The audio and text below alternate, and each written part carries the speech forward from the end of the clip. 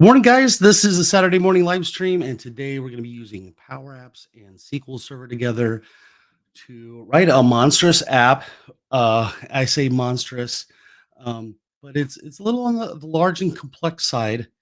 And what's great is SQL Server can give us a lot of the things that will help us do some more advanced, complex things here. So I see you guys are coming online here. Um, Good morning, Rick, Nick, Patty, Amber. Just wanted to say hi. And so the first thing I want to do is share my screen here. There we go. Very good. So we have an app called Onboarding. Now, if you look at the video description, what you'll notice is there's going to be a link to the whole playlist. So we've got quite a few video lessons in this series. Okay, so if I go out, maybe I could actually show you what I have so far on this. Okay, so I'm going to open up in a new tab. Go there. And while that's coming up, I want to show you. I came up quicker than I thought. So this is actually lesson 15. Okay, in building this application. So a lot of people are actually looking for examples of large or complex applications. Okay. Um, and this is going to be a great um, sort of showcase as we're building this thing. So if you want to see how I build a large size application that takes um, quite a few hours to build. Okay. What's great about that is we're going to be going over all kinds of different topics, concepts as we're building this. So this is exciting. It's exciting for me. Hopefully, you guys are just as excited. So something I wanted to try out something today, if you guys don't mind, and I'm going to see what Kurt thinks here. What does Kurt think? What does I think you're having some technical issues this morning, Kurt, and I'm having issues. Sometimes my time gets away from me on Saturday mornings. I'm thinking I can sleep in and hang out. I'm like, no, I have a live stream in an hour. I need to get going. I need to. That's what happened to me too. I was on a Power Automate kick, and I just said, oh, I gotta hurry up, and then all of a sudden nothing worked. Of course, nothing's ever simple. Nothing's ever easy. We know that. And if you haven't realized that yet, you will soon. Just haven't lived long enough. Right. Yeah. Kurt, when I worked with you, sometimes we'd go out for some fresh air. You say, you know the difference between me and you? Um, how did you phrase? Don't say it. I'm going to phrase it in a way. I've lived longer than you. I've got a little bit more experience. Experience is what you get when you don't get what you want, right? Yeah. Yeah, that's funny. Darren started trying to tell this story, and he thought, "Oh no, Kurt's gonna go out there and say it," and it really wasn't for public consumption. It was terrible. When I was a teenager, my dad took me to a church in the Midwest, and there was I wouldn't really call him a pastor, but he was a preacher, and he says, "You know the difference between you and me? I've made more mistakes than you." Which is another way of saying, I guess, the same thing. It was sort of that always stuck with me. It's like, oh, just go through life. You know, you think you pick up all this wisdom and experience, and you do, but it's not like this bed of flowers. Just If in fact, one of my favorite sayings that you may not have heard me say a whole lot is that I try to learn from other people's mistakes because I might not live long enough to learn from my own. Because you never know, you might make a mistake and it might be the one that, So. I don't think there's enough time in life to learn from your own mistakes. No. That's something that my mother told me. Yeah. I wish she would just listen to me. And and so listen to mom. Yeah, learning from other people's mistakes is great. So guys, I mean, that's exactly what the crash course is based on, are all the mistakes I made the first 6 months of trying to learn PowerApps. That's what's great about watching us on these live streams too. Whatever we're doing on this live stream, don't do it because we're making Yeah, You'll see errors and all kinds of stuff going on, right? Right. Um, I'm going to share a link at the top. The Platform community that I run, I set up for the community, for you guys that follow me here on YouTube. And what I did with that crash course is I took all the 6 months of struggle, and I mean, it wasn't exactly 6 months, but I took all the lessons learned and I put it in there so you guys can learn from, and it's free. I offer for free the free community, free crash course. Go in there. I used to charge for it. I don't anymore. Um, and yeah, so check that out. So it'll save you some time in your Power Apps career. And I'm hoping Elvis will join us. And just one reminder, I see a lot of you accelerator students out in the live chat. If you guys want to come on and chat with me and Kurt, that's part of the accelerator program. I know some weeks there are a lot of people, and sometimes it's just me and Kurt. Sometimes it's just me, But you guys are always welcome. Just want to remind you guys of that. All right. So I'm going to try something new here, guys. Are you ready for this? I do have a TikTok account I'm trying to grow. And I think what I'm going to do here, I'm going to try something a little scary here, which is I'm going to go live on TikTok at the same time I'm going live on YouTube. So what I'm going to do is, and the thing is, you have to have 10,000 followers in order to actually live stream correctly. And I think I'm at 2,000.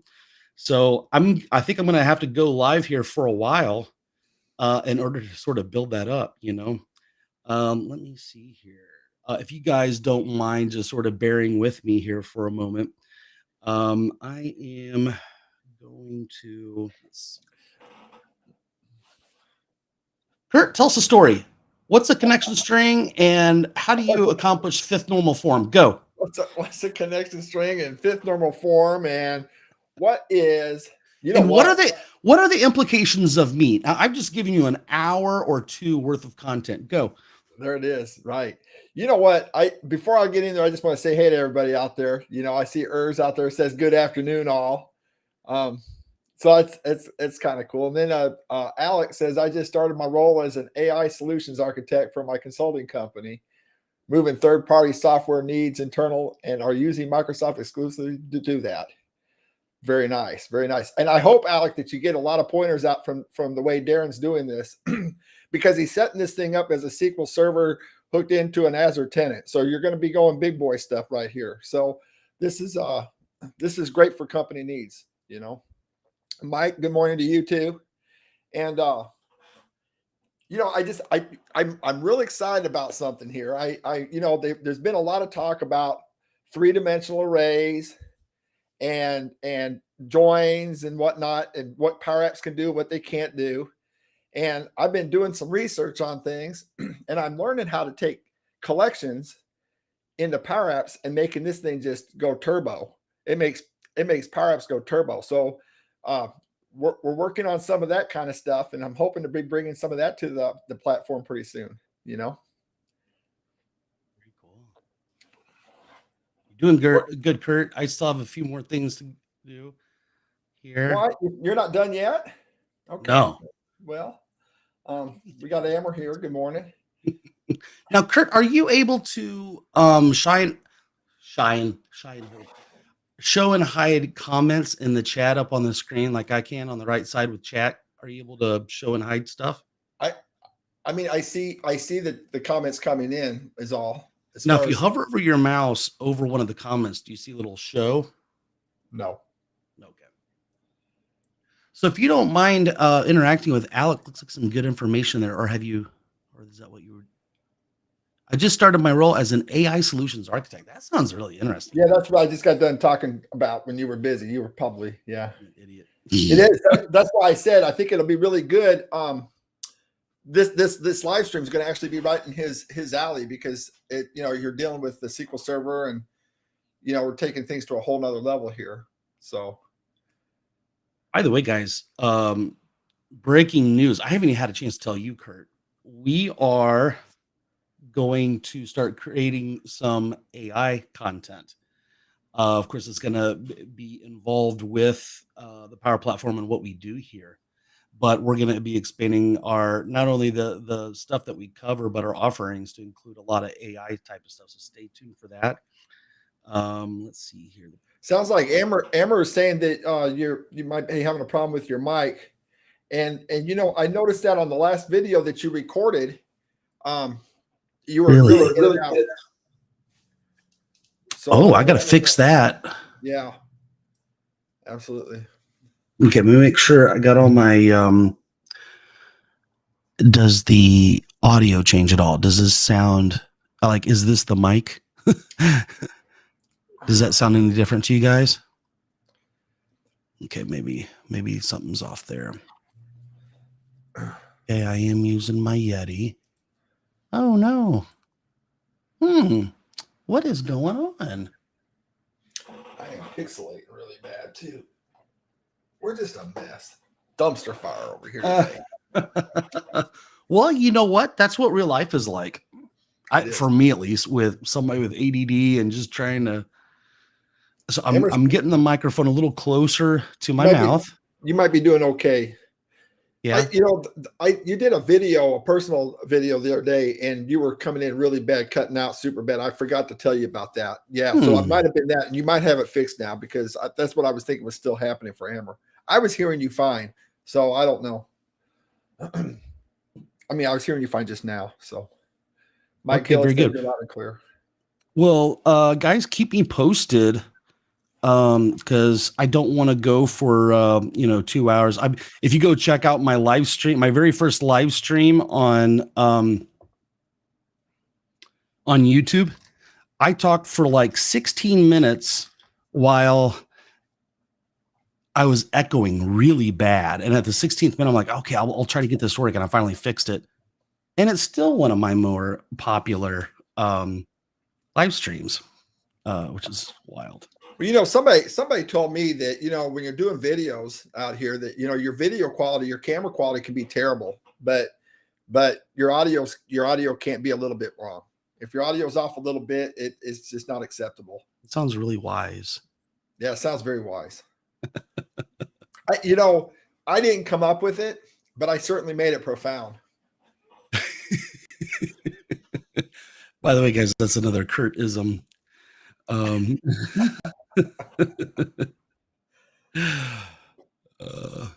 right. So what I'm going to do, guys, just really quick is let's see. What else? What other cool stuff you got here, Kurt? Well, I can't wait to get to the content. You said you're going to try something. Yeah. You said you're going to try something new, and I'm like, now that was before the new thing with the TikTok thing, so I can't wait to see what that's all about.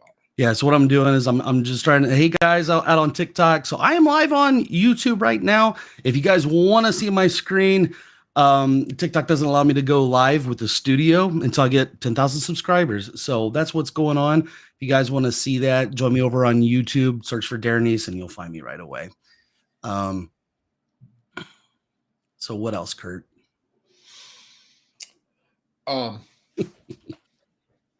Yeah, so I don't know. It's just going to take me a moment or two just to get sort of straightened out here. And I do apologize. This is something I'm trying something new today, guys. So which is almost every week, right? Every week we're trying something new here. Right. That's the good and the bad. Sometimes it works really fast and sometimes it takes a minute, but always on something different. Yeah. Amber wants to talk about the with statement. So I'm wondering what a person would. So how can I talk about with, huh? So with is, you guys, some of you guys out there on the channel here, you guys know with is it's a time saver. It's just a lot of help so that you don't have to retype a whole lot of things for me. But I think it might actually be, I'm going to do some benchmark testing on that with, because back in the old days in Visual Basic, there's a thing called explicit assignment and implicit assignment. And I have a lot of problems. I used to have a lot of problems about explicit and implicit. Explicit means you're actually talking about you're literally going to an address, the actual address in memory. So in other words, you're not going to some. It's like saying I'm going to go to a specific address, somebody's house, instead of saying I'm just going to go over to the area and that's going to take me to the house. So explicit is a really fast way of assigning things. Implicit means it's got to resolve where's that house at. So with says you put it in a variable name, and you can call it my address. And instead of it going directly to it, you're just going to say my address. Well, now it's got to resolve what is my address. Well, it's a variable. Okay, what's inside the variable? Oh, it's an address. Now I'll go to the address. So that step right there, I had a problem with that in the past. But now computers are getting so fast now that I'm almost saying, okay, I'll go ahead and do it. Because I remember some people would do it. Some of my students would do these back in the old days. It would say me. They would use the me. It would be me would be the explicit. Instead of saying with, you'd say me dot this. And it would be whatever form you're currently on. So I had a problem with that. And I almost still kind of have a problem with that, because even though computers are getting faster, we're asking to do more and more and more. So really, the challenge is still there. I like to use the explicit, but if you got this really long line of code, use the with statement. It helps, Anyway, it was awful early for that, Amber. I don't know that. Well, let's get an example. The with function, I think is really important. Can you give me an idea for? So let's say you got to do a lookup. Okay. Right? And let's say you've got to do, and you're trying to take a field in a table that's going to be, you're going to increment it by 1, so you're going to add 1 to a field in a table. So, you can't just say field names equals field names plus 1. You can't do that. You got to say field name equals, and then you got to go through the whole lookup again to get the exact address of that table of which record you're looking up. So you can put that in a with statement, and it will do that for you. I guess I could type it up, but we're kind of doing something else. So I'm sorry, Kurt. I'm just one of these days I'm gonna get my act together, and no better time to do that than the moment here. So let's take a look at this application. So we are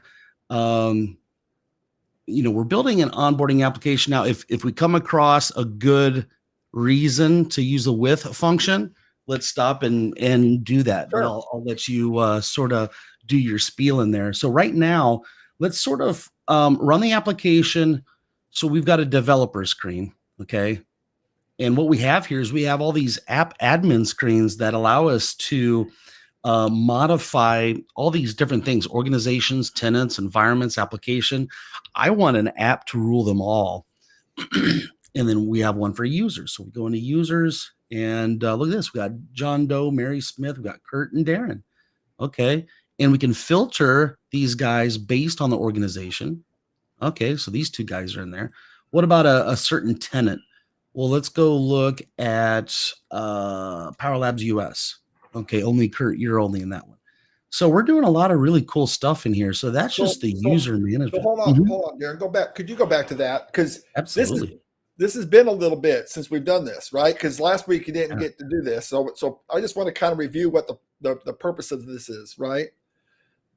So we have an organization. Now you could have multiple tenants amongst organizations, and you can have multiple environments amongst tenants, and you can have multiple applications amongst environments.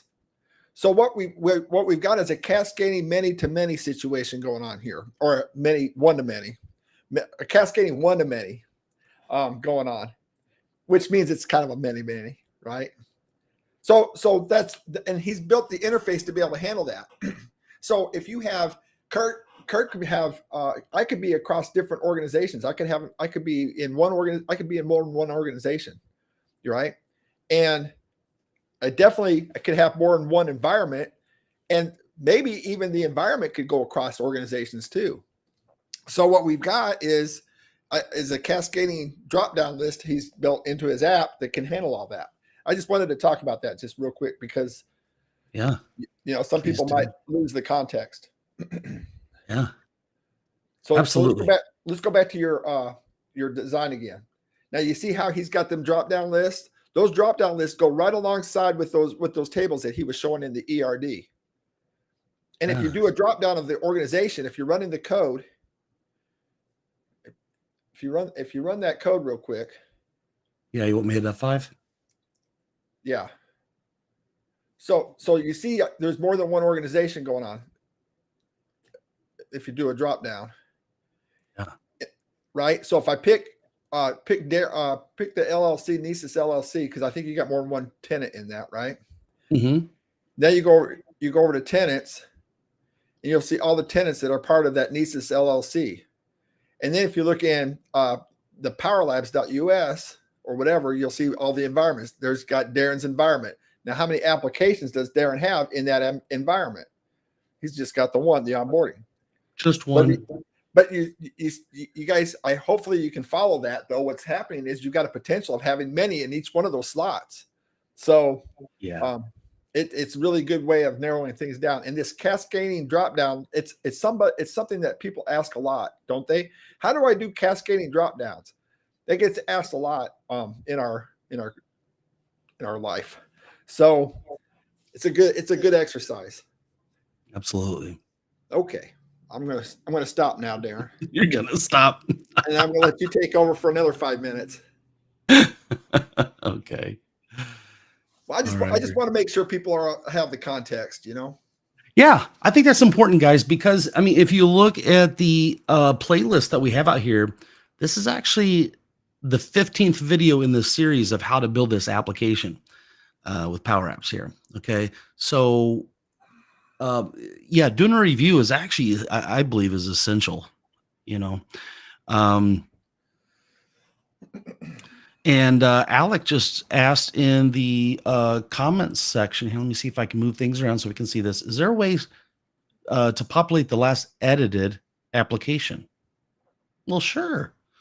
I guess my question is, where do you want to populate it at? Okay, so let's say we've got 2,000 different applications, right? So what we could do is we could, in this sort, instead of sorting by name, we could say modified by, so it's going to sort it based on that. So perhaps that's what you're trying to get out. Or maybe he's wanting to save. He's wanting to say, okay, what was the last one that I was in? I'm not sure. Maybe that's what I was taking it from there. Like, so if we were working with this one application, how can I go directly to that? Open it up with that. Maybe is what he was saying. Okay. Your defaults. Yeah. Absolutely. And we could also, we're filtering here, and we could filter based on the last 7 days, last 30 days, right in here inside the filter statement by saying and something else that I don't use, some people use this. If you look at this filter, the syntax is filter, there's the source, there's the logical test or the criteria or the where clause. If you're familiar with SQL, structured query language, your where clause. So typically I'll say, and created, right? Are you laughing about something? I know it's funny because I've been on an and an or kick where I say and a lot. And that's funny because it's like we can't even say and like normal people now. We gotta go and. I know. So instead of saying and, watch this, comma, and then I'll put another one.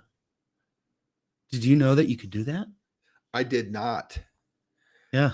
And here I thought I've been doing some pebble snatching. I tell you what, nope.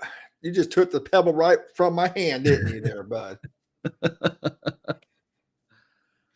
So you could just do a comma separated and list, huh? Well, how does it know it's an and or an or? I don't use it enough to be able to answer that question, to be honest. Okay. But your question is right on. I'm pretty sure it's an and. I've maintained applications other people written. I'm like, why are there multiple parameters, like a lot of parameters being passed into it? So I'm almost certain it's and. Now, if you're on the live stream and you know for certain it's something else, let me know. I'm sure if we went to and looked up filter, the documentation, it would tell us. Oh, I'm going to. Yeah, go ahead and do that. Let me That's know. for sure. We're here to educate people about this stuff. We need Darren's to give them actually good information. Darren's actually on the precipice of promoting me to research programmer, which is an increased amount of responsibilities. Which Kurt, I need a spreadsheet, nay, a PowerApps application to track all the responsibilities that I give you. I love it. I love it. All right. Okay, so something that happened last week, I sort of want to get straightened out this week, is we've got this ERD diagram. Now, what's great about SQL Server Management Studio, we can look at our database tables here, and any changes that we make to this ERD diagram here, you make any change, it will make the change to the schema. It will do, I think you called it DDL back in the day. Remember that? Yeah. You can actually execute SQL statements to add tables, remove tables. So as we're modifying this database diagram, it's the interface is generating that DDL SQL TSQL, which is SQL Server's flavor of SQL. It's actually executing that against the engine. Okay. So I misspelled something in here. I think it was user tenant. So I need to re-add that table to make sure this is complete. Yeah, user tenant. Add that. Now, the real question is, do you remember what DDL stands for? Dynamic data language. Is that true? Do you remember? He's all over it. Am I right? Yeah, it's either that or dynamic data link. Both of them work though. Depending upon if you come from DBase or not, right? So you might remember DBase. I don't. I tell you what, DBase does something that Dataverse can't do yet, and until they can start doing that, then I'm going to call it a toy language, and that's a challenge to Microsoft. So we used to be able to create fields in our data structure on the fly. We can't do that yet. In other words, but as your program's running, I want to create a field, a physical field, not a add columns, but a physical field in there. Or I want to create my structure based on user input, and I can actually create a hard structure. You can do it. You can do it with a store procedure. Right. With SQL Server, you can do it. Oh, yeah. Dataverse can't. What about creating a flow that would do that? I guess there's a lot of things that whenever you think to yourself, something's not possible, all you got to do is use Power Automate to supplement it, right? Absolutely. You can do workarounds with it. Like Power Automate will do everything, do just about all that with you. And I love the fact that SQL Server, that's why SQL Server is a big boy language or a big boy platform, because you can do that within code. Or you can address a field like relative addressing of a field. In other words, like say I've got 5 fields in my table, and I want to update one of those 5 fields, and I want to use a variable to do that. Can't do it. You got to be able to give it a hard-coded thing in there. So SQL Server can do that. I wish they could get to that where we could do that and run stuff on the fly. Your programs will be so much more powerful. Yeah. Yeah. In fact, we talked to somebody earlier this week in the accelerator program. They wanted to create database tables for all their different clients. We're like, no, don't do that. you know? Well, I tell you what, they're still arguing. So yeah. What's that? They're still arguing. So I don't know. Yeah. I don't think it's a good idea. Yeah. Let's say there was a reason that would be a good use case for that, to use Power Automate to create those things. That'd be an interesting project. Yeah. Yeah. Okay. So I'm going to go so we have a screen out here. One of the things you need to do in an onboarding application is to have questionnaires Okay. And we have answers. These are the two screens that we started here. And okay, look at this, a weekly check-in. And it's looking at the questionnaire database table. So now what I'm going to do is I'm going to bring open SQL Server Management Studio here. And I'm going to zoom. Well, I'm going to move around. How about that? I don't want to zoom out. You guys won't be able to see anything because there's so many database tables here. So look at this. We got users. Well, we got user types. We got questionnaire type user types. I'm going to have to think about what I was using that for. Well, obviously it's a mapping table between questionnaire type. Okay. Um, and here's questions. Here's question types. Here's a questionnaire. There's a question. So this is actually a type of application that a lot of people want to build. They want to build a questionnaire, a quiz, an inspection type of application. It's actually really popular. Question, answer, surveys type stuff. Yeah. Absolutely. So that's something that maybe we can sort of tackle. But let's make sure that we've wrapped our mind around this ERD diagram here. So we've got users, documents attached to users, we've got requirements. So for example, if I'm onboarding employees, well, I need everything so I can do payroll. Like, send me your ID and your social security number and all that type of stuff so I can file your taxes, that type of thing. So I would have a requirement like new hire paperwork, and then each document, their driver's license and their social security card or whatever documentation they want to provide, that will be put in here and it will be attached to a requirement. It'll be attached to a user. Like that makes sense, right? Mm-hmm. So, guys, this is one of the, I believe, the top things whenever somebody comes to Power Apps, they want to build like big boy applications or what I would call a real application. Kurt calls them systems apps. Where we're not just creating like a little screen that allows people to import something into do some data input into a form, right? We're actually building a decent size application. One of the things that I see lacking a lot of people trying to do this is they just don't understand good database concepts, good database design. So it's really important that we look at this ERD diagram together. Okay. Yeah. So go down here, a question occurrence. So let's say this is a daily check-in. Well, what's the occurrence every day? Did you fill it out today? Well, if they've been out for a week on vacation, I don't want to prompt them for, hey, how was your day the last 7 days? No, that's irrelevant at this point.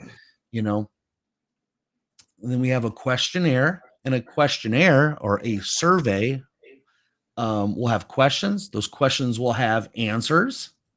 Now, get this, answers, we need to have that tied back to a user because who answers it? A user. Right. You also need to have different types of questions in there. Like is it going to be what are your options? An options for your question, right? Oh, you got it. I'm sorry. We've already had this conversation. Well, that's why it's good that we review this ERD diagram so we completely understand it. Yeah. So we don't go in there and start designing a screen and we're like, let's do this. And we start duplicating our efforts. So it's sort of good to sort of review this because it's been a few moons or I've slept since then, right? Since we've looked at this. Absolutely. Yeah. Ate a few tacos.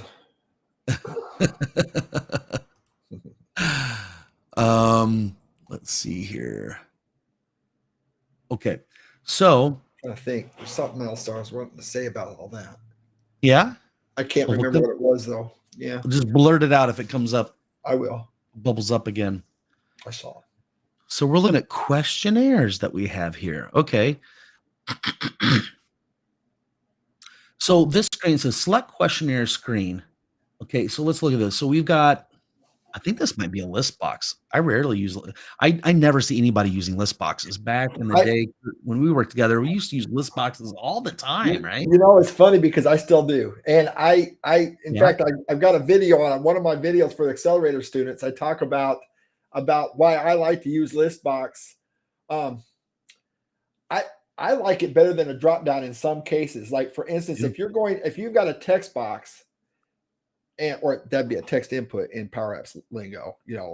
Visual Yeah. Basic, it was text box, right?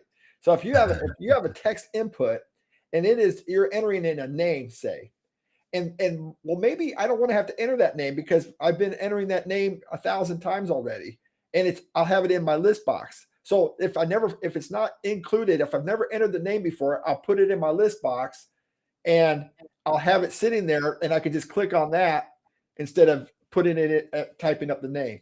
Now you could also do that with the drop down, but I like having the list box there because you can see everything right there. But if you're doing a data input, you're seeing everything right there in the moment. Yeah. So I kind of like that. I do too. I think the combo box kind of try to get away from that. It's trying to replace the list box, but I can still do all my searches and everything within that text box or text input, and I have more control over it. So, yeah, just saying. Yeah, I really like. My favorite are galleries, but sometimes they just take a little bit long and sometimes that's a good investment though. It's sort of like You're right. having an input screen without a form, you're using Patch instead, and it's a lot more work. Yeah. But there's like an alluring side. Well, if I just slap down a form, it's done, Absolutely. Yeah. You're right, Darren. A gallery, sometimes if you want to populate a gallery with a lot of cool stuff on there, it's like a list box on steroids, right? Yeah. That's pretty cool. But just for something really quick and easy, if I'm lazy. Absolutely. You know what? It's good to have some good variety. Yeah. I don't know if you got on YouTube and do a search for PowerApps list box, will you find anything? I don't know. I think there should be, like, if you're looking for something, there should be some material out there on it. In my opinion. Sometimes it's good to revisit things again, and because it's not like how do I say this? Oftentimes when I'm out there looking for stuff, it's like, oh yeah, I knew that. I forgot that I knew it until I'll go out there and I'll look at it and I'll say, oh yeah, it just kind of reminds you of everything that you've already known. Yeah. There's an old ancient wisdom that says that you can never learn anything new. You're remembering what you've always known. So they say that we're born with all of this knowledge. We're just remembering as we're learning. Well, there's nothing new under the sun. Yeah. I don't know. That sounds like some serious new age stuff to me, but maybe they're right. We only use 10% of our brain. So, yeah. So this list box is looking at questionnaire. And then what I was thinking was they select one and then they click on this button. And then I'm going to hold down Alt and click on this button, see where it goes. Okay. So we have answer questionnaire screen. Oh, look at this. We have a question. Okay. And here's the text input where they can put the answer. Now that makes me feel like we almost need to have a CRUD screen for all this stuff. You got to have a CRUD screen for each thing. Because I don't like to enter data directly into database tables. It sort of shows you that you don't have a screen done yet. If you're tempted to go, just go into the data and edit it directly, right? For every relationship that you have, you must have a CRUD screen. Yeah. So if you're dealing with, so if you've got how did we just do that? We just did a thing. We just did questions. We had types. We had that whole list. You need a CRUD screen for each of those, because you have to have a CRUD screen for the different types. You have to have a CRUD screen for the different answers, CRUD screen for the different questions. Yep. Yeah. Job security. I'm going to run this. Let's go. I'm going to turn off that debugging thing. But what's a CRUD screen, Darren? CRUD. So create, update. No, wait. Create, read, update, delete.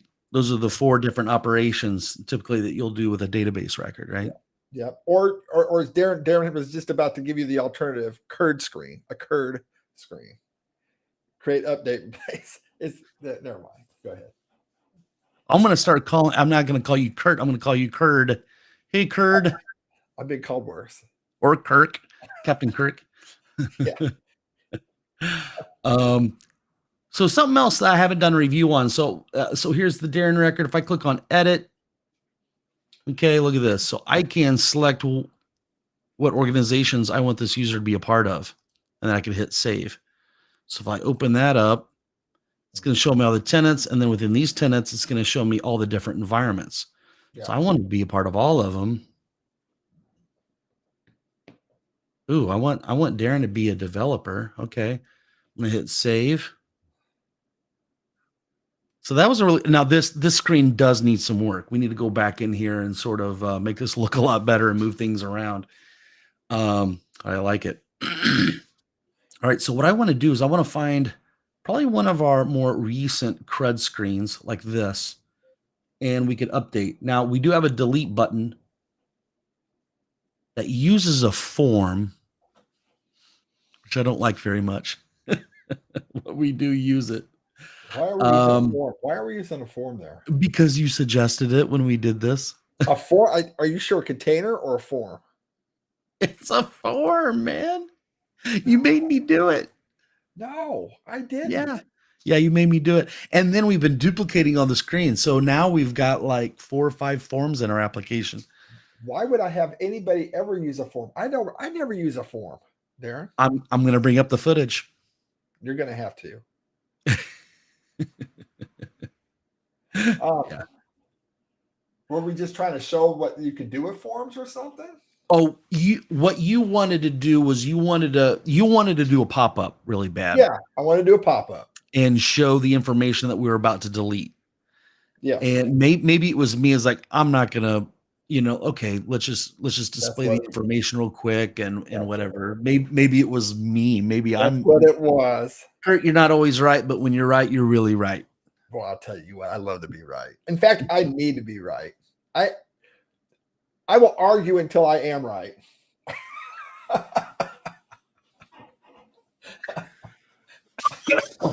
Yeah, you're right. Thank you.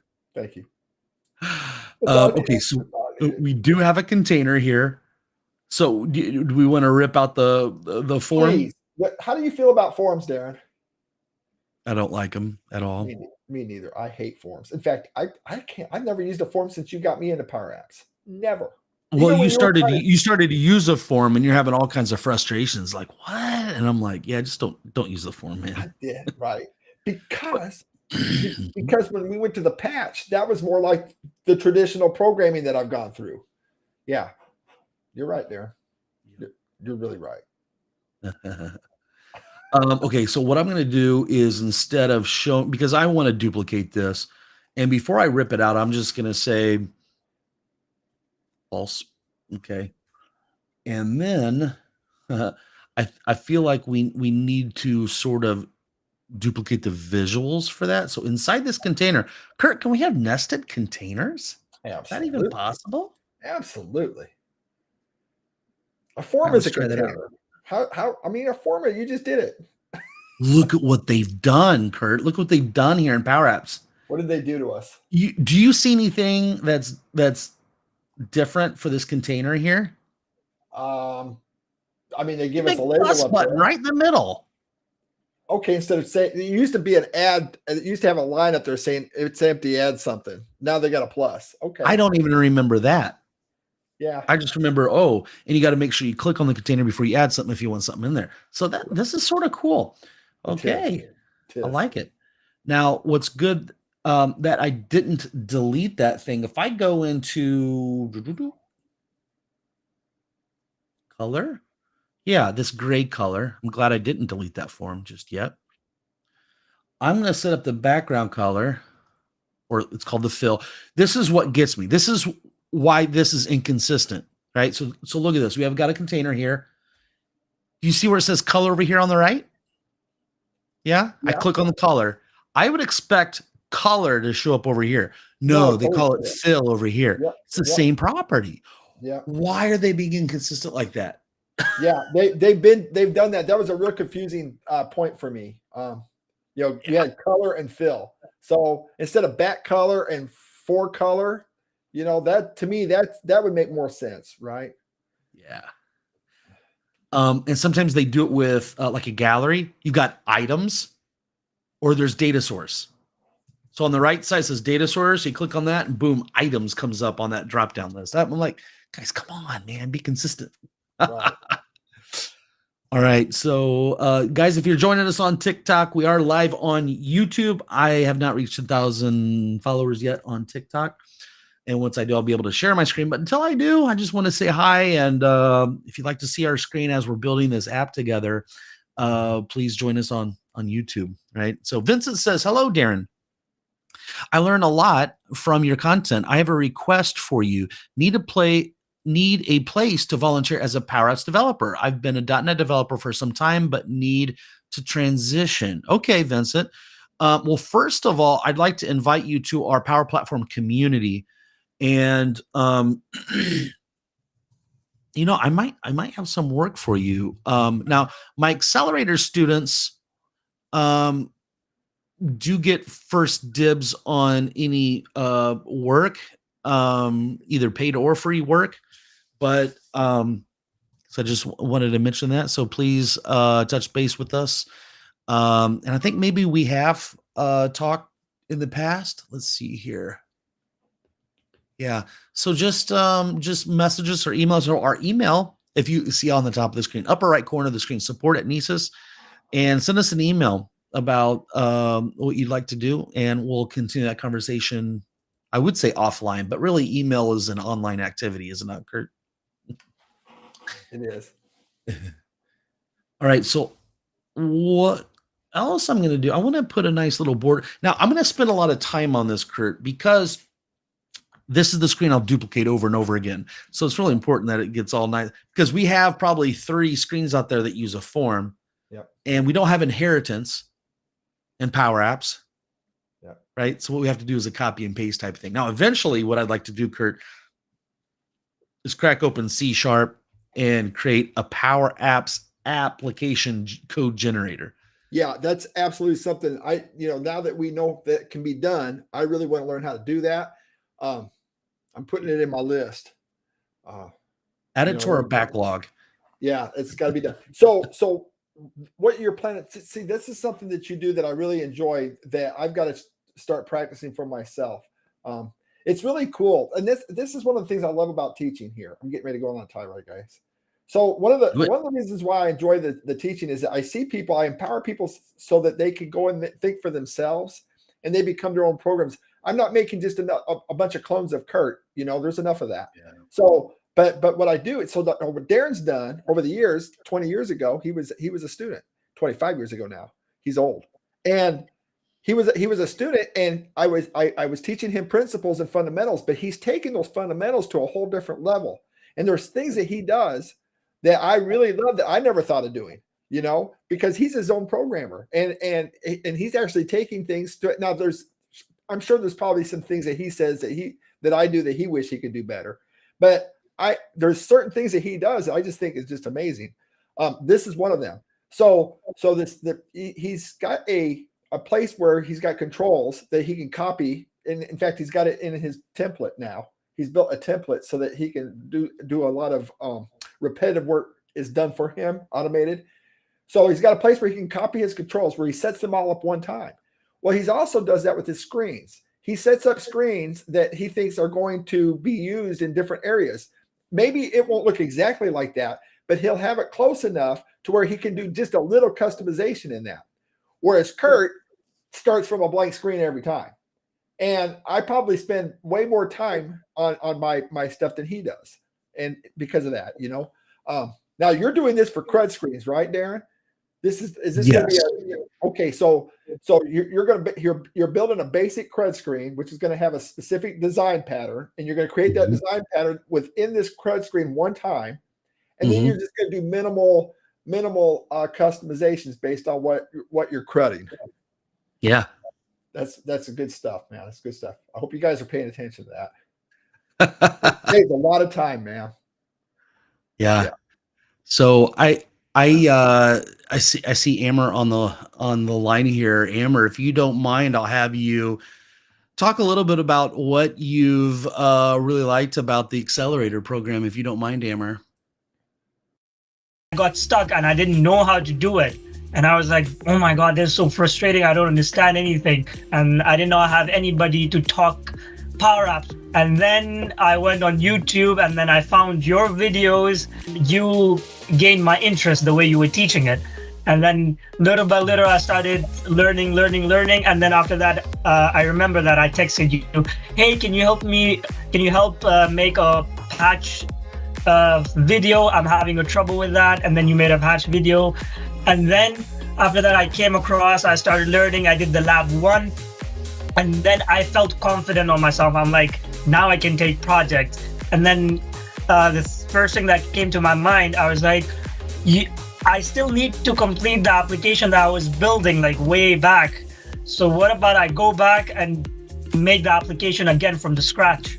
And now when I was doing it, I completed the application in 3 days. I was like, boom, everything. I was understanding everything. And I completed the application. It's all easy, right? Because now you understand it. It's all easy. And then I realized the way you taught me, I realized how many mistakes these guys were making while giving the instructions. When you're coding and when you're actually a beginner, and when you're a beginner, you just try to copy everything, type everything as it is, as they say. But now I realized why the code wasn't working, because these guys in the ERD, they gave a different name. And when they were giving the code, they had a different name for those columns and fields. And that's great to hear. I appreciate that. I'm so happy about it. Yeah, thanks for sharing your experience there. Yeah, thank you very much, Darren and Kurt and everybody in the school environment. Like, it's a very supportive place, safe place for learning, and you don't get judged by your level of learning. That's right. You should always compare yourself with yourself from yesterday. Are you making progress? Because if you ever compare yourself to somebody else, somebody else might, maybe they've been in the program or they've been a programmer for a few years. You can't compare your beginning with somebody else's middle or end. Otherwise, you're just going to be frustrated all the time. So always compare yourself with yourself. Yes. Yeah. And definitely one more thing, your courses and your way of teaching did lower my learning curve 2x or 3x, I would say. That's great. That's great to hear. Thank you so much for sharing that. That makes my day. All right. Looks like, okay, Kurt, you're back. I was like, oh no, where did Kurt go? All right. So thanks, Amber, for sharing that. Definitely appreciate that. And I'm keeping an eye on the comments. How to apply. I'll just bring it up on the screen so everybody can see it. So Hussein says, how to apply row level security for tables in SQL. Instead of utilizing something that's in SQL Server, I like to build that into the application layer.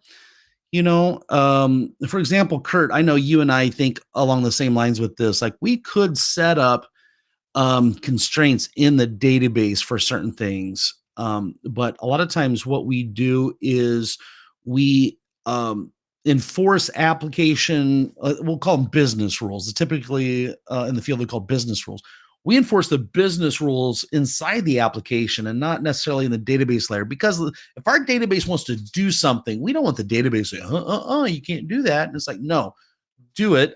I need to truncate all this test data, and I've got a procedure that does all this. I don't want to be limited, right? So instead of applying row level security inside a SQL Server, now where that does make sense is if you're just one app of, let's say, dozens of other consumers of the data. In that case, you probably want to build a lot of those business rules in the database layer, right? Now you are muted, Kurt. Sorry. Thank you for that. Or if you have many programmers working on one database and you're a company and you're trying to protect your data from a certain thing, but Darren, I'm just so proud. You were listening to me. I used to go through life going, nobody ever listens to anything I say, man. They listen to about every third word I say. That is exactly right, Darren. Because what happens is the business rules change, right? The business rules, they change over time. And now you got to change your whole thing. Now, you just go into your program and make a modification, and it's all, control it from your program. Yep. Good stuff. Yeah, I remember so much. I mean, I think sometimes I remember that's how much of an impression you made on me. It was my first job, I was like trying to soak up everything like a sponge, everything. Yeah. So Bread and Cheese has got some good questions here. Okay, let me bring up his first question or statement here. Hi, Darren and Kurt. Is the data source going to be Dataverse? No, it's SQL Server. So if you take a look at the full playlist that we have, and you know what I'm going to do is I'm going to hide this little what do you call it, an overlay at the top so you guys can fully see my screen. Okay. So I'm going to share the link to this playlist. And it should be in the video description, but just in case it's not, I'm going to put it in here. This is the 15th video. Now, if you go up to the very top using SQL Server and you see the thumbnail says use a big boy database. Now, Dataverse is an excellent data source. It's actually SQL Server at the most basic level, but they just added a few more features and try to make it more easier to use. Yeah. So I'm going to go back to, let's see, the app, and also Bread and Cheese's next statement. Will the onboarding application have a header and line item table? I'm struggling to create two different forms for header info and the line item details. Now, Kurt, how would you respond to that? Isn't that just a basic one-to-many type of situation? Yeah, that's it. Okay. Exactly right. Well, I locked on to this two different forms. I'm starting to create two different forms. And I was like, I'm wanting to break that. I'm wanting to break out of forms right now. I'm hearing that. I'm saying I'm just going to have one form. I'm going to have a screen out there, and I'm going to create this header based on whatever input, whatever you're needing to do. So to create two different forms for header info and line item details. That's a one-to-many. You're right. Well, we'll take a look at this. So this is a user edit screen. Okay, so I'm editing information about this user named Darren. Okay, so that's header information, right? Now, the organizations that I'm a part of, wouldn't that be a detail type of a thing? Yep. Now, we know the ERD diagram. I have a many-to-many relationship here, but this could be very well just a one-to-many, okay? Also, if you go look at the screen that we had, let's see.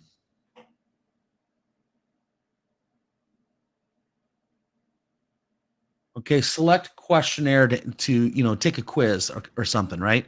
So I'm going to move stuff around a little bit here. So here's a questionnaire. And then as we go in to take the test or to answer the questionnaire, well, our answers, boom, that's detail, header, detail. Okay. So check this out. Bread and Cheese, and anybody else wondering about this, I think I've got myself in here. I got to move things around again. All right. If you guys ever hear header, detail, okay. Sometimes I've heard header, what do you call that? Master and then records or something like that. I remember when I was taking a logic class at my community college, talked about header details a lot. And a lot of times you think of that with reporting. Okay. The header is the one, there's a relationship there. Okay. You got two database tables. The header is one table and it's got a primary key. And then, well, every table should have a primary key, right? And what's a primary key there? It's the primary way of identifying a unique record. Okay. Thank you. I'm sorry to interrupt. Go ahead. Finish. All right. And then the details are in a different table, but that's in the many relationship. So you got a one-to-many relationship. So if you hear header detail, think one and many relationship. And then on the many relationship, you've got a foreign key. What's a foreign key, Kurt? We're playing tennis. I'm serving you. That would be the unique ID that you created in the one side, and they call it a foreign key because it's not in that current table. It's that key is in the one side, the header table, the header side, right? Yeah. So you could call that header key instead of foreign key. You could put header key in there, right? I hope that makes sense. Yeah, if you do a search in YouTube for Darren Neese relationships, I talk about how to maintain all the relationships in your life. Yeah, and I've learned so much from him in that too. So we've got so many, there's probably like 8 different videos I have about relationships, because it's one thing that people just don't understand when they come to Power Apps. So It's these so are great important. questions. Yeah, it's so It important, is. Darren. I just want to put that out. Just consider, guys, if you're confused about that, I just want to throw out one quick example. So you have customers. That would be the one. That would be the header, a customer, and then that customer is going to go out and buy a bunch of products. So that customer, Kurt's the first customer. I'd be customer ID number 1, and Darren would be the customer ID number 2. And then Kurt buys a bunch of products. Well, then you're going to go out there and look in the products table for everything that has a customer ID of 1. Mm-hmm. And that would be the foreign key, that customer ID in that products table. So I just kind of want to put that out there for you guys so that you can follow this a little bit, because it's really, really important. So I've got an ERD diagram out here, and this is called Kurt's widgets. So we got a custom, oh look, sale line item. That sounds like it would be a part of the sale, right? I like it. So check this out, guys. So in the sale line item, we'll add a thing here and we'll say sale ID or sale lookup. If we're using Dataverse, we like to do that. And that will be a many to one. Okay. And then a customer. So think about this. So we got a sale and we're buying widgets. Well, I just want to buy 2 widgets. So I go into the store. They're offering a Black Friday sale. I order 2 widgets. So there's going to be 2 records in this one here. And for this sale, we're going to say, oh, well, who does this sale belong to? Well, it's going to be customer ID. Yeah. Draw a relationship over here to the ID. Okay. And I try to move these things around so it makes sense. And then your widget on the line item, we could have quantity. Maybe I want 20 widgets of a certain type. Quantity. Okay. But we should also have widget ID. Okay. Oh, I put that in the wrong table. Why didn't you stop me, Kurt? Oh, I'm sorry. I was looking at the comments when you were doing that. Sorry. No, you're good, man. You're good. Right, because what you're trying to do is you're trying to build a many to many here, right?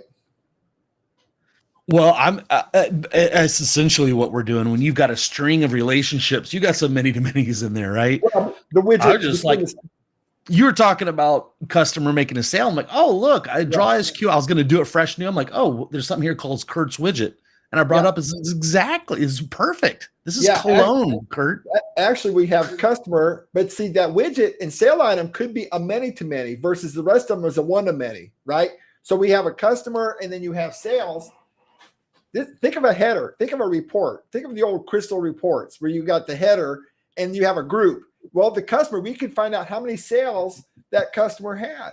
Kurt might have been having, I might have bought 20, I might have been in there 20 different times and bought different things. So we can have different sales. And then for each sale, that would be a group. And for each sale, you would have the line items for each sale. Well, then you've got the widgets. The reason why I say this is a many to many is because you can have many widgets attached to one sale line item. And then you can have one line item attached to many different widgets, right? Or you can just do it that way too. That works too. You can make that a one to many too. Yeah. I like it. So I'm going to move this around. Okay. Bread and cheese. So does this mean you need to save the header form first and then save the line items so that you can use the foreign key? Yes, absolutely. Absolutely, bread and cheese. Because a lot of times your IDs are generated by the database. Yeah. So if you're in Dataverse, it generates a GUID. You can actually use a GUID. They're called unique identifiers is the type within SQL Server. For example, if I go in the ID here, instead of big int, I can type in unique identifier. So this is based on, all the types are based on SQL Server. So that's actually a GUID, and you can have these GUIDs created automatically. And in that case, yeah, you gotta insert that header item and then bring out that information. Now, how I do this in PowerApps, guys, I use a set or an update context for a variable, okay? And then I put the patch inside that. So whenever I patch it, I've got a good reference to that new fresh record that was just updated, that will have that GUID, that will have that ID for the header. Have you already done that in your code, Darren, in this project, so you can show an example of that? Yeah, let's see here. Just real quick. I know it's a digression, but that's a good digression. I don't want to use that one because I'm in the middle of messing around with that. Now, this is what he's going to do, guys. He's going to show an example of how you use a variable, a local variable or public variable, depending. I would prefer a local. He is too. And use that to store the record. You're actually storing the entire contents because the patch function returns a record. It's going to return the current record that you either added with the defaults or that you edited with your lookup. And you put that in the patch. Go ahead, Darren. Well, what I was about to ask you to do is, I'm showing the TikTok live people the actual code. So talk us through the code here. What exactly were we doing? Okay, so this has got, first of all, this has got nested functions in it, right? You see functions inside of functions inside of functions. And the number one rule in it when you have a nested functions is you work from the inside out. So let's go to the inside out of this thing, right? The first thing we're going to do, excuse me, my voice is cracking. First thing we're going to do is we're going to look at the patch function. Now, I understand you've got nested ones inside of that, but we're going to cover that. So we go to the patch function, and you've got two parameters. Well, three going on here. You got the data source, right? And then you see the comma. He's using the environment as his data source. His data source says environment. Then he has a comma. Now we're looking for the second parameter. The second parameter says, what record are you going to work on with that data source? So to back up, the data source is a table or a collection. So what record in that table do you want to work with? Well, if it's a new one, I'm going to use defaults. Now, defaults is going to take all your business rules, whatever you put in that database, and it's going to apply them. So, like if you want to have a default no or a default yes, it's going to have that in your defaults. Okay, it's going to set that up. But otherwise, it's just going to be some empty fields, empty columns. I call them fields. I'm old school. So you'll see in there, he's got an if condition in there. He's saying if LOC new record. He set up up in another area in his program. He set up a variable out there to determine whether or not he's adding or editing a record. And so if it's a new record, then he's going to put in defaults. Else, you've got the comma after that if, that comma, he's going to go to the galleries selected.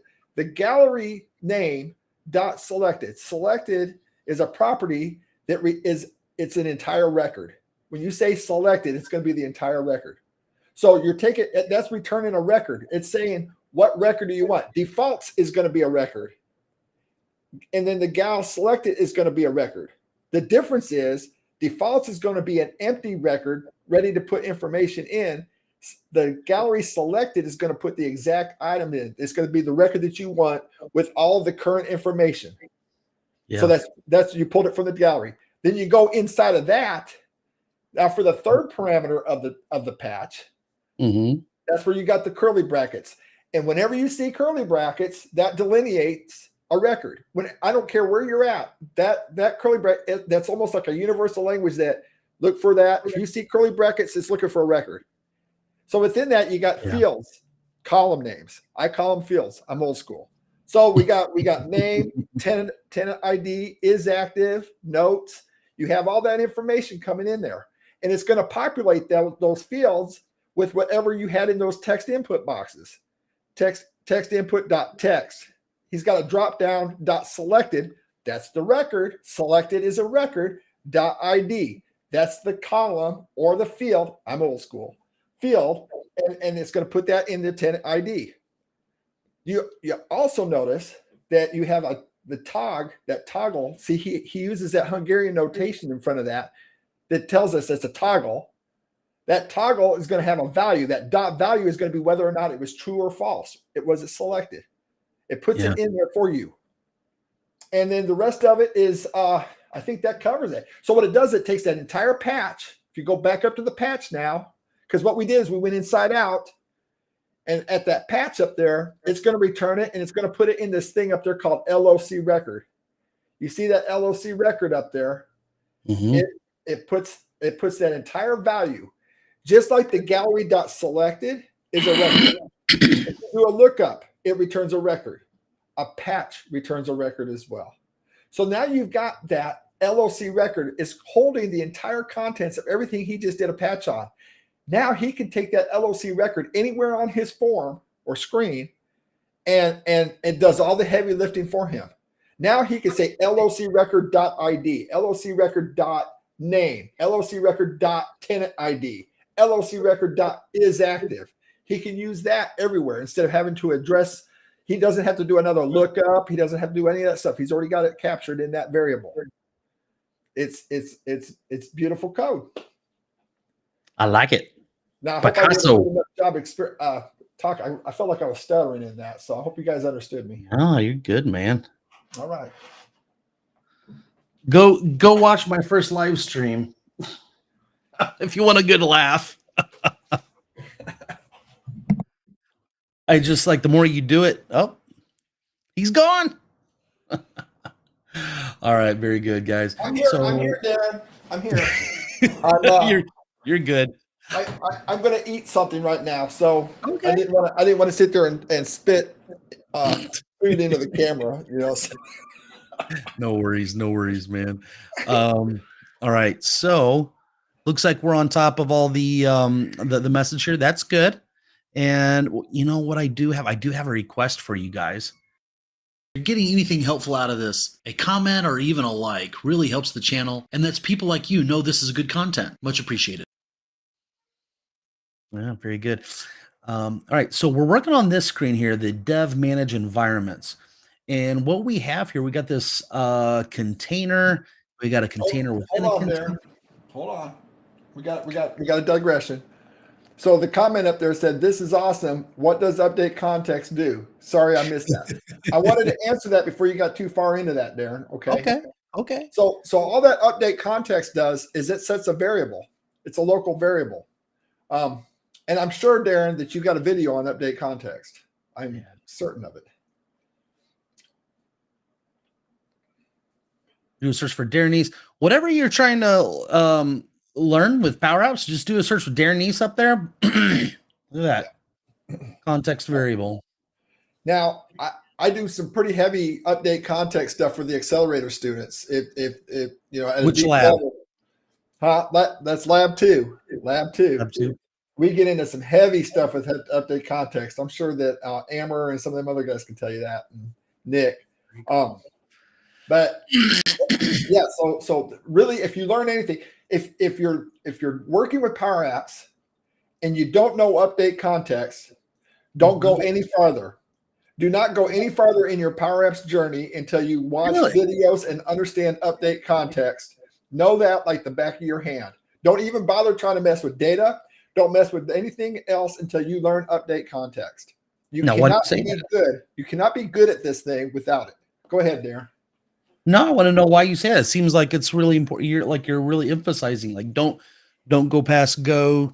Yeah, don't even try to go on. You will not become a master at PowerApps until you know update context very thoroughly. Okay. And it's related to the set function. So you can say the same thing about set, but I'm less affectionate about set because it deals with global variables, and I'm very unaffectionate about global variables. They're important, but I just don't. Update context is used everywhere. I use it everywhere. You can't make a strong program without variables. So there's two things that happen in here. Number one, you can use variables for processing and validating. Okay. And update context allows you to put values into variables. You can initialize variables, and you can edit variables, change the values of variables within the update context. And so what variables do is they allow you to, number one, speed up your program. Number two, validate your stuff and work with it. And number three, you have more, it gives you more flexibility on how to process that information. So you're not constantly working with the table. You're not constantly calling and hitting that table over and over and over again, because you got to remember, we're in a browser. So that browser's got a gateway. Your desktop has a gateway. Your server has a gateway, and then the whatever server you're working with has a gateway. You're dealing with about 15 different paths that have to be open and closed every time you hit that table. So, and if you're just dealing with one record, okay, you can get away with it.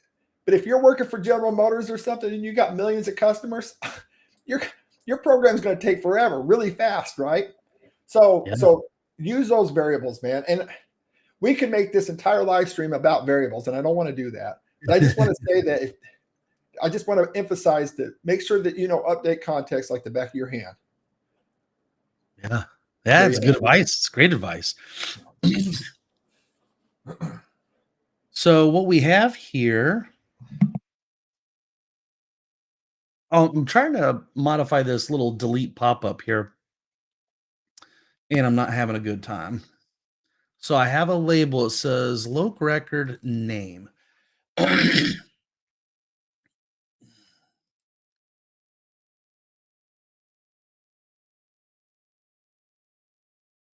And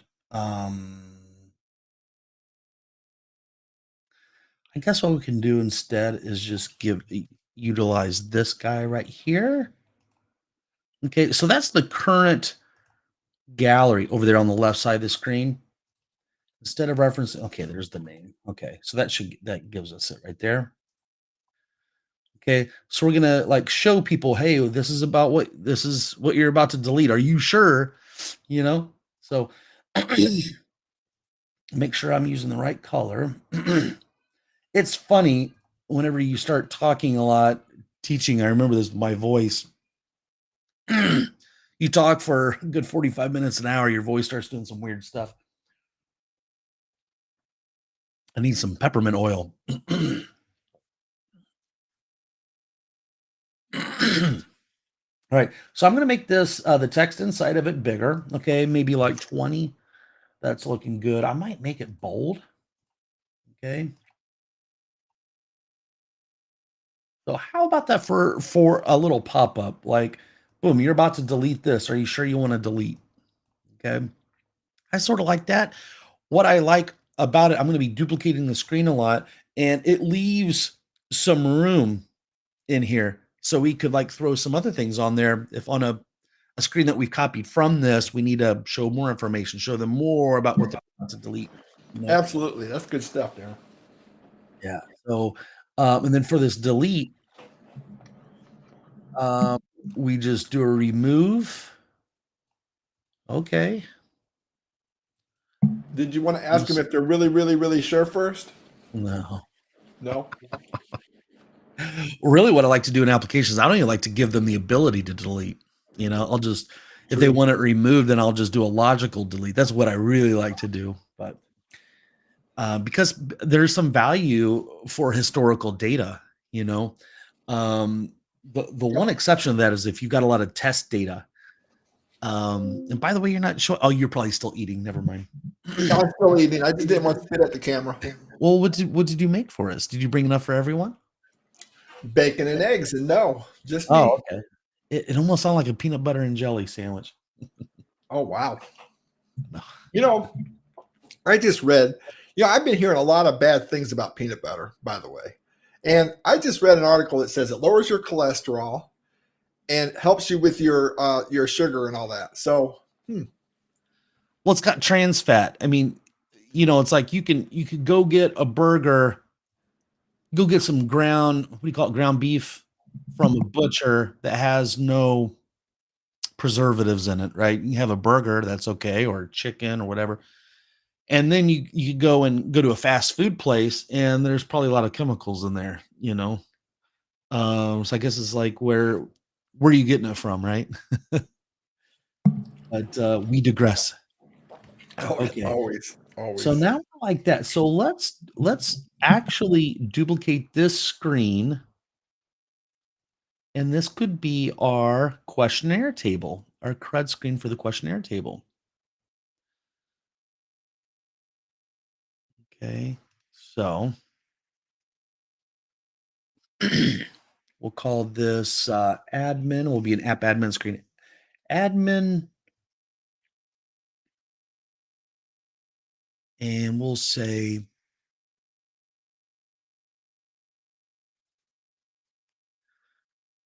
sometimes I forget how to spell questionnaire.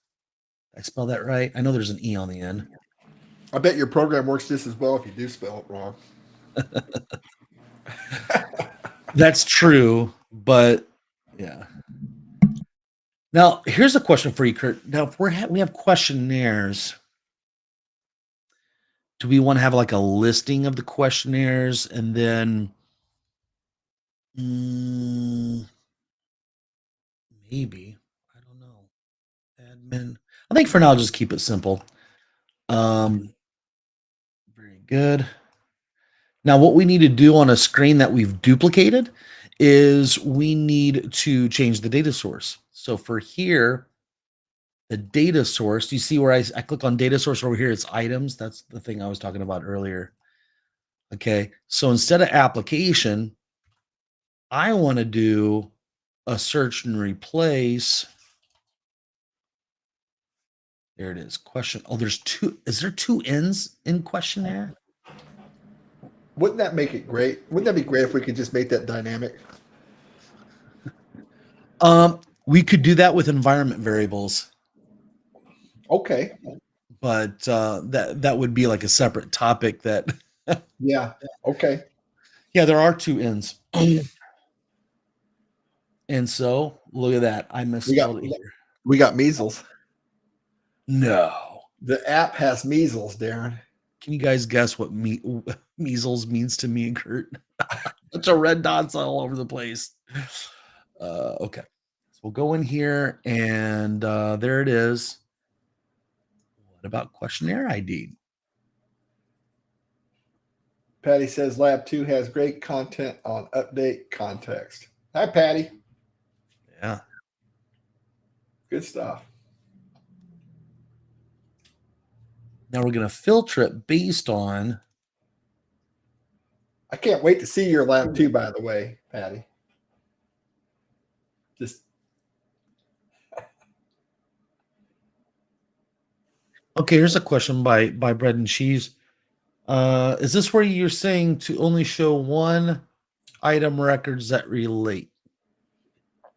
Kurt, you want to? I think so. I think I'm understanding. You're talking about Bread and Cheese. You're talking about the form that he's on right now. Right. That's what he's going to do. I believe that's what he's going to do. He's going to create a place where he can edit each line item. So he has to isolate it down. I'm going to put questionnaire occurrence. So I'm going to bring down our ERD diagram. And what we have is occurrence. So it could be a one-off. It could be a daily, weekly, monthly, annual, all kinds of stuff, right? We could do our employee evaluations. We could do all kinds of stuff in here. Yeah. So now we need a CRUD screen for the questionnaire occurrence. Yeah. Yeah. Okay. We do. You got to have a CRUD screen for everything. Yeah. Patty says, I'm working on Lab 2. The bouncing ball has me stumped right now. I love it. At least I'm glad I finally made something challenging for you. She's always just whipping everything out. Just, oh yeah, got it. You wait till Lab 3, right? But if you remember, just real quick, just a real quick offshoot from that. If you're looking at the videos, watch Darren's falling head. If you watch Darren's falling head, that'll give you everything you need to know about the bouncing ball. I need to go into Lab 2 and find out why my face is in your app. It's a great video because we'll be working on the video and all of a sudden out of nowhere, here comes your head coming down to the ground. And it's like, what's going on here? It just ruins everything, you know? and you're looking perplexed, like, what are you doing? Amber says, oh yeah, I remember. And then Patty says it's a great video. She said she can wait on lab 3. Now, Kurt, did I set up this thing right? Because it looks like the one is set up on this. So there's a one-to-many relationship here. I thought that would be the reverse. Am I not thinking about this right? Or maybe you're thinking, I don't know, maybe too much. Because I think questionnaire would have the occurrence, right? You would have an occurrence for each questionnaire would be an occurrence, right? Or you want to replicate that. You're right. You're right. Right. So you would have its own ID. Sometimes we get going in this thing and we're so deep in the weeds, we overthink it and miss the whole process, right? That's why a good ERD diagram that is synced up with the schema of the data is so important, guys. Yeah. So important. Because look at this. I've built everything in this app. I've built the template. I'm teaching you guys all this stuff. And yet I get tripped up. Guys, this is the real world. This is what happens when you're a developer. And Actually, it's not the real world. Darren would never get tripped up on this. What's happening is we have digressed so many times. We've been talking about bouncing balls, Darren's head, lab 3, all this update context. We've been talking about so many different things within this video that we've lost the context of what we were working on. So that this would never happen if you weren't doing that, Darren. However, you've got bosses coming in, you got phone calls from the family, you got everything else when you're trying to work, and then you go back and look at it and you go, what was I doing? Right? So maybe you're right. Maybe that does happen a lot. Well, it reminds me of what I want to do here. So we got a questionnaire, and because I don't spell it right, I'm going to copy that. I'm going to create a new table. Okay. That's what I'm going to create a new table. So, guys, if you ever want to know how to create a new table in SQL Server, this is what I'm showing you here right now. Now, unfortunately, I really can't zoom. I could use Zoom it, right? Yes, you could. What are you creating the new table for? I'm just to give me a update context. An interval for a questionnaire. Does that make sense? Not yet, but I'm sure it will. All right. So let me. He might have Questionnaire interval. Okay. So let's say this is an annual review, or we gather feedback on an annual basis. Okay. So I have a database table called model, I believe. Yeah, it's called model table. And what I like to do is save myself time, because every single database table, I want there to be an ID, and I want there to be an is active and a name and all this type of stuff. I'm going to copy, go over here, click on this new record, paste. Boom. All right. I'm going to save it. And I'm going to show you, I'm going to go against my my better judgment, my wisdom here. And I'm going to enter some data directly in it and give you guys examples of the type of stuff that will be in here. So here's questionnaire interval. I'm going to right click on this. I'm going to say edit the top 200 rows. Yeah. So I'm going to bring this up. And I may not have made this a identity yet. So I need to go back over here, make sure that is an identity. Down here near the bottom, I'm going to go into, whoops. Yeah. So it is set up as an identity. That is good. Oh, that's the model table. Get in here. All right. So change it to yes. Hit the save. So if that's an entity, an identity, it's sort of like a access auto number type of thing. I'm going to re-execute this query here, which there's no rows, but I need it to understand that I don't have to do anything there. Is it active? Yeah, sure. The name of it, this could be every day. Okay. Now, if I re-execute this, refresh it, Okay, I'm going to go in here and say every weekday. Okay, weekly, Okay. Okay. monthly. Or So you're just creating an intervals table, yeah, so that way you can pick which one you want to put into your deal. yeah. Now I'm with you. And I could say one off. And this would be separate from a type, right? A questionnaire type. This is separate. This is an interval. So you Yeah. need both. Yep. Yeah. I like it. Now you notice what I'm doing. The is active column field type is a bit. So if you want a Boolean yes, no, true, false type of thing within SQL Server, it's called a bit column, a bit type.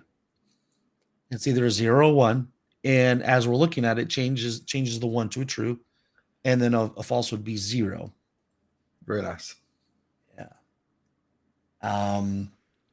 Okay, so that's all in there. So now I can exit out of the model table. I want to get back to our diagram, and I'm going to want to add the new. So the new table, I'll say add table, and I'm going to add questionnaire interval right here. Boom. Okay, close, and I'm going to bring this over here.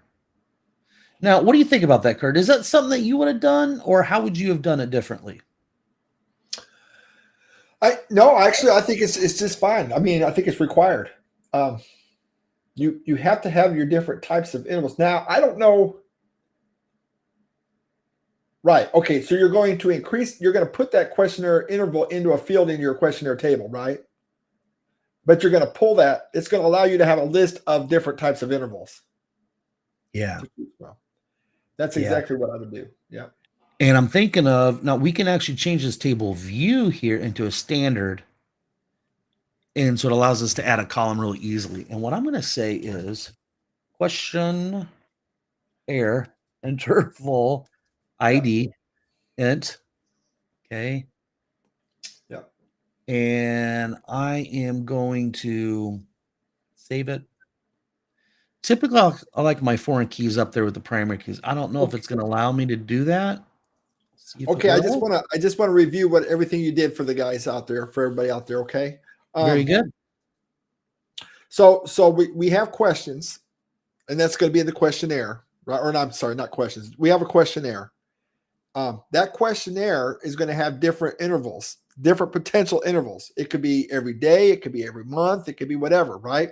Well, we want to have a list on that on a screen somewhere. We're going to have a list of all the different types of intervals that you can select for that questionnaire. So that's a one-to-many, right? That's a one-to-many right there. We got to be able to go over there and find out what there's many potential things that we can put in there. So we're going to store that ID. Now, the cool thing about that is the reason why we store that as an ID, we want to keep this normalized, because if we didn't do that, we would have to have all of the information in that questionnaire interval. There could be potentially a lot of things that they want to do that. Like, how long do you want to run this?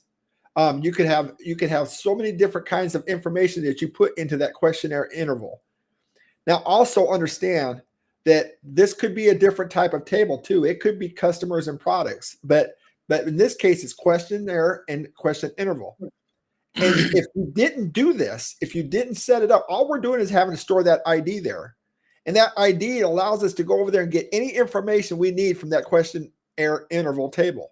If we didn't do it this way, we would have to put all of those fields in the questionnaire table, and we would have to replicate them over and over and over and over and over and over and over and over and over and over and over again. So then that would get very big and very redundant. And that's why we talk about normalized data. So what he did is he says, nope, we're not going to do all that over and over and over and over and over again. We're going to go ahead and we're going to create a table out there with an ID, and we're going to store that ID, and we're going to pull that out, and we're going to get that information from that questionnaire interval table. Now, I hope that makes sense, guys, but that's really important. Absolutely. So now that I added the table, I'm going to bring it into the project. Because he's got measles now. Yeah.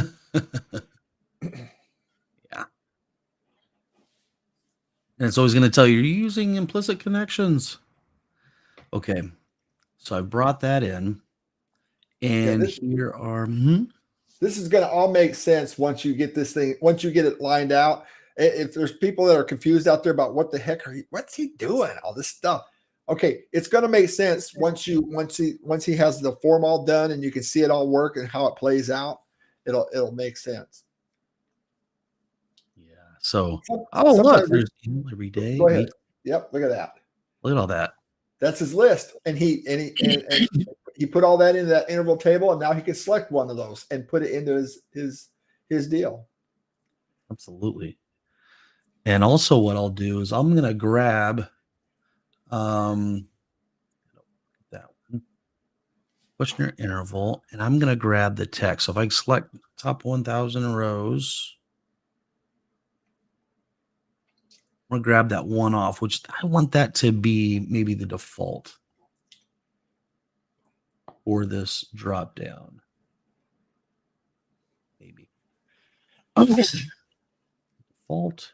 And I'll go in here and say one off. That'll be the default there. And then for the questionnaire, we're going to look at where the, I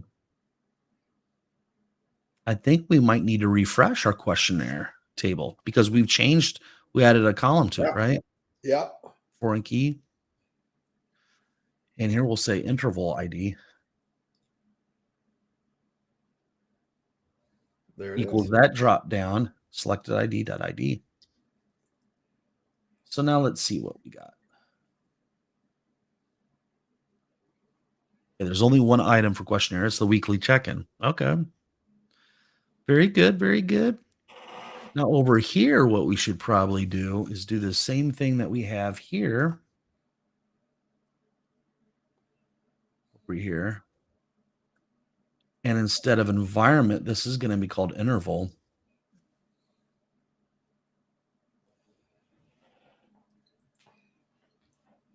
And I don't think we've got any quids or anything. But let's start to take care of these. So a questionnaire doesn't have an is active? That seems a little weird. I've been trying to put it is active into everything. So let's go back and look at this. Close. Yeah, why didn't I have that? Okay, so I'm gonna try to add that in. Yeah, sometimes when people are seeing all this stuff and the bouncing around and all the back end and front end stuff, they get confused in it. And so I just want to say, guys, that it kind of reminds me of a story. I like to garden and landscape. And I remember I was putting a pond in my front yard.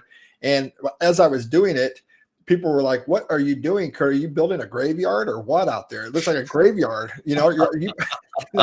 And this looks is an ugly mess, a bunch of dirt and holes and everything else. But if they came by in July, this would be like in March, right? And if they came by in July, it's just a beautiful garden. It's got all kinds of flowers and stuff, and everything's going, so you can really see it. This is kind of like that same thing. You're out there digging holes, and it looks like you're building a graveyard out here, but Yeah. it's going to look beautiful when you're done, though. And so an is active, any new records I want is to be active. Typically, you want to make something inactive if it's usually down the road, right? A little bit. Yeah. So I'll set up the default to be true for that. That's one of those rare cases that go against what you were saying earlier, right? Where we generally want to create all that and control all that within the application. But if it's something like this where you 99.999% of the time, it's going to be this value. Just put it true, Yeah. Oh, look, that one is set as inactive. That's interesting because I didn't have that value in there. I didn't have the default in there when I added the record. Okay. So this is starting to look better. So let's wrap up this screen, make sure we take care of all the measles here. So the interval, this is looking at environment. So we need to be looking at interval. And that's just one of the things you're going to do when you're creating a screen to be duplicated, right? You're going to have different stuff that you're going to have to change. Absolutely. Yeah. So if you do this and you copy a screen and you make a copy and you get the measles like that and say you did something wrong. Nope, you did exactly right. You just got to go in there and change these things. So it's looking at this. Okay, yeah, the gallery dot selected dot questionnaire or interval.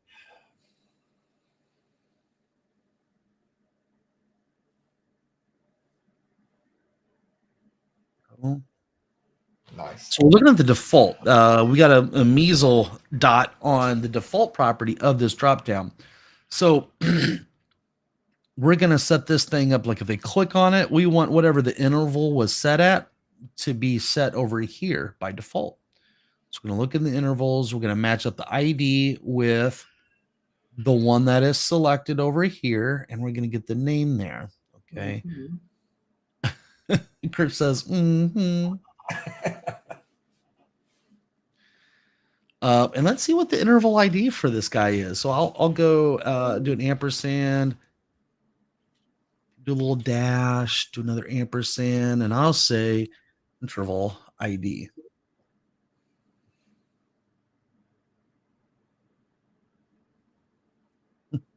Elvis, you're messaging me on Teams. You're distracting me, man. Talk in the private chat or something.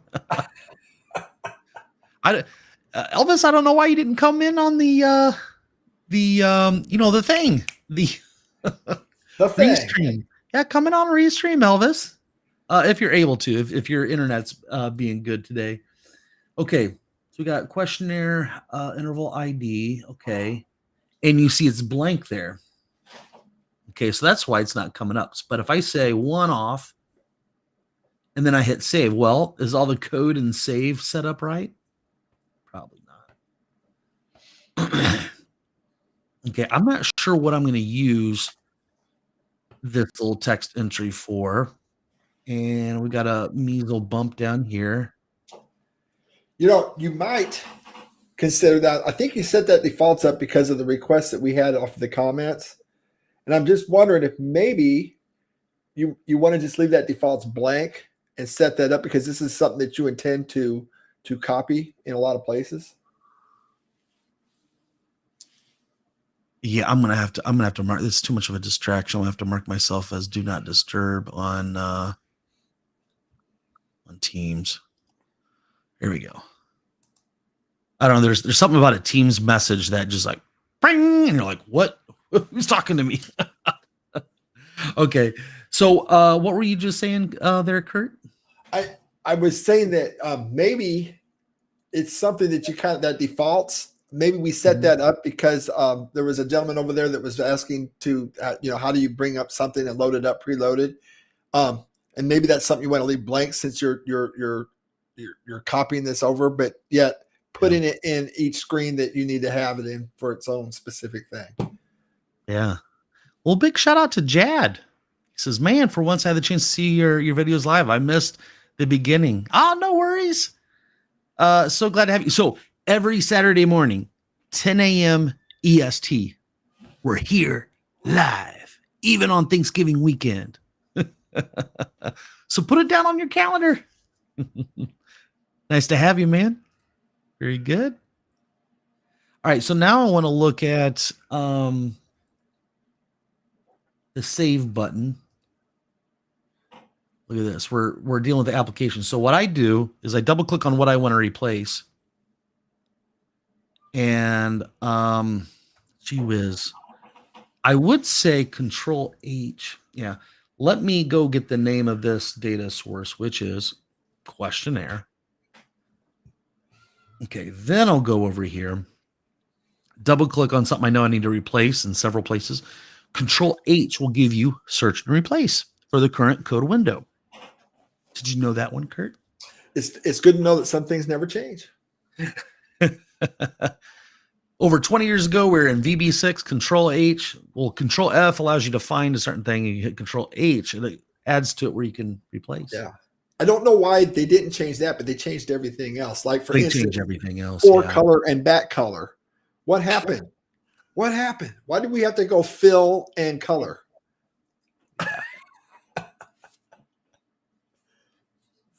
Don't get me on another tirade. All All right, we got some more measles here, Kurt. What do we got going on here? What did you do, Darren? What did you do? Well, we always, when you got an error, just hover over it. The specified column environment ID does not exist. Well, that's actually true. Let's get rid of that. It is true. However, we do have, actually, that's what we need to do in place of that. It is the interval ID. That should take care of that. Okay, so I'm going to hit save. I'm going to hit run. I'm going to make it active while we're at it, and I'm going to hit save. Okay. Now, did it save?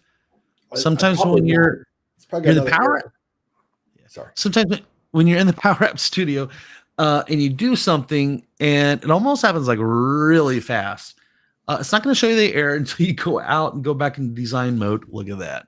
Now, what were you about to say, Kurt? I was going to say it's probably got an error still. That's all I was saying.